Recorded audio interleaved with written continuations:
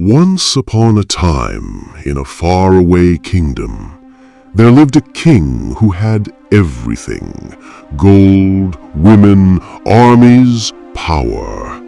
But none of it satisfied him. There was only one thing he truly desired: eternal life. Every day he summoned scholars, alchemists, monks, hoping someone could grant him the secret. But no one could give him anything more than words and illusions. Then one night he had a strange dream. A voice whispered in his sleep, "If you seek eternity, find the mystic named Acharya. He lives in the distant mountains, but be warned, there may be no return." The next morning, without hesitation, the king put on his armor, took his sword, and rode off.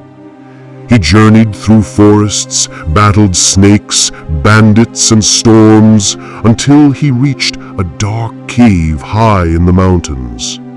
There, sitting in silence, was an old man, eyes closed, glowing with strange calm. The king said, "I seek eternal life. Can you give it to me?" The mystic slowly opened his eyes and smiled. "You are alive right now, and yet you chase a life you don't even understand. Isn't this very moment eternal enough?" The king frowned. "I don't want to die. I want to remain king forever." The mystic replied, "Then there is one way. There's a tree high on the peak of Mount Nur. They call it Kalpa Vriksha. Anyone who sits beneath it and speaks only the truth will live on. But the moment a single lie passes your lips, your time ends." The king thought, "I am a king. I have no need to lie." So he climbed the peak and sat beneath the tree. On the first day, he spoke only the truth. On the second, he remained honest. But on the third day, his old soldiers found him.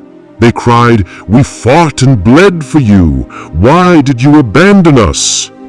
Ashamed, the king didn't want to explain. So he said something not quite true, just a little lie. And in that instant, the tree withered, the light vanished, a voice echoed in the wind. "So long as truth flows from your tongue, life will flow through your veins. But man, as long as he is human, will eventually lie, because he cannot always be his true self." The king returned home, but he was not the same man. He no longer sought gold or immortality or glory. He simply lived with his people, honestly and humbly. And from that day on, his name lived forever in stories, not because he escaped death, but because he finally understood life.